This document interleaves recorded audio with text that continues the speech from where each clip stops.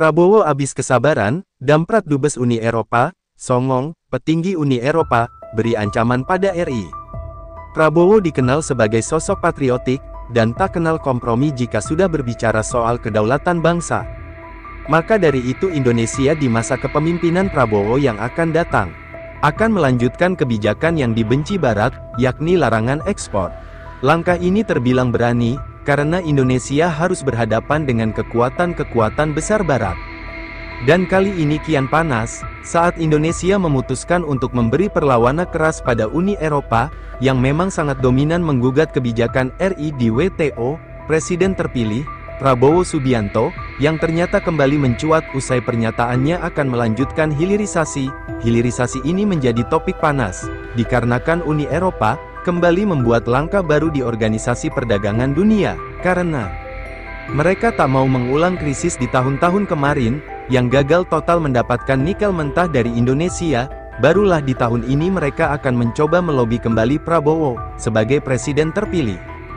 Indonesia menghadapi jegalan kuat, dari sejumlah kekuatan asing yang memang menginginkan mineral mentah, kemudian hal ini berdampak pada kekalahan RI di WTO, yang dikhawatirkan malah terjadi pengucilan. Uni Eropa yang tidak terima, Indonesia mengajukan banding gugatan di Organisasi Perdagangan Dunia, World Trade Organization, WTO, atas kekalahan gugatan pada Oktober lalu, terkait larangan ekspor biji nikel.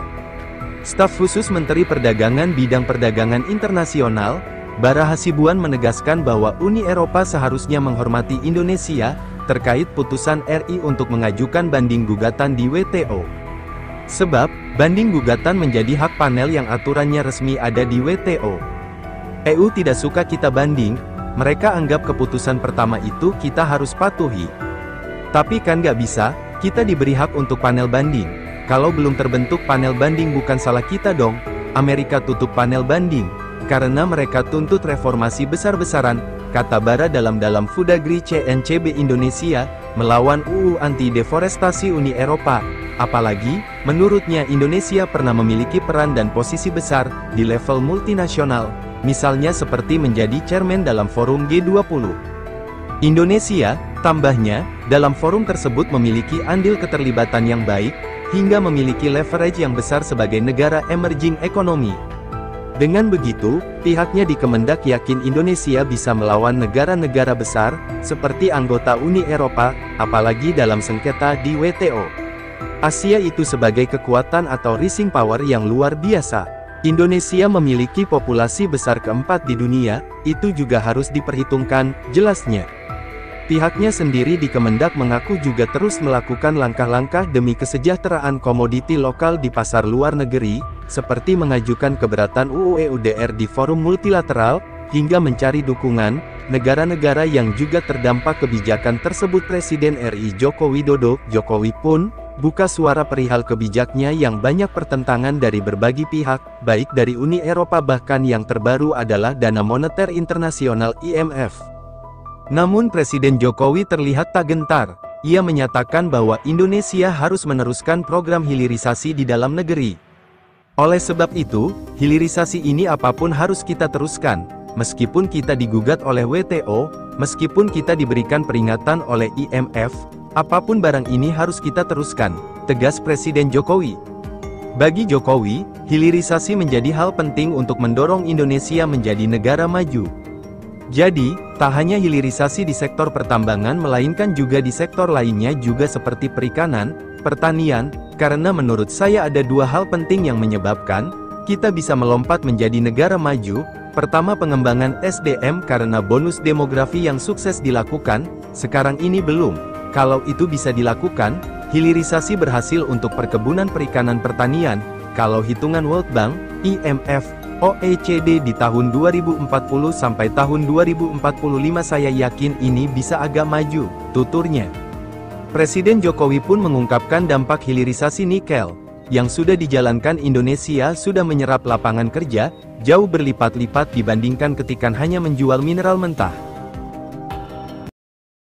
Dan tak kenal kompromi jika sudah berbicara soal kedaulatan bangsa.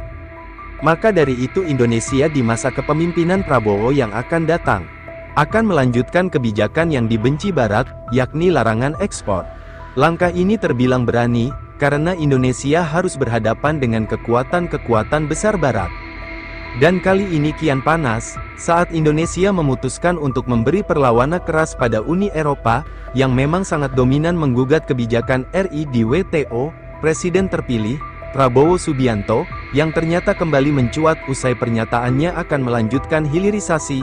Hilirisasi ini menjadi topik panas, dikarenakan Uni Eropa kembali membuat langkah baru di Organisasi Perdagangan Dunia, karena mereka tak mau mengulang krisis di tahun-tahun kemarin, yang gagal total mendapatkan nikel mentah dari Indonesia. Barulah di tahun ini mereka akan mencoba melobi kembali Prabowo sebagai presiden terpilih. Indonesia menghadapi jegalan kuat dari sejumlah kekuatan asing yang memang menginginkan mineral mentah. Kemudian hal ini berdampak pada kekalahan RI di WTO, yang dikhawatirkan malah terjadi pengucilan. Uni Eropa yang tidak terima, Indonesia mengajukan banding gugatan di Organisasi Perdagangan Dunia, World Trade Organization, WTO, atas kekalahan gugatan pada Oktober lalu, terkait larangan ekspor biji nikel. Staf khusus Menteri Perdagangan Bidang Perdagangan Internasional, Bara Hasibuan menegaskan bahwa Uni Eropa seharusnya menghormati Indonesia, terkait putusan RI untuk mengajukan banding gugatan di WTO.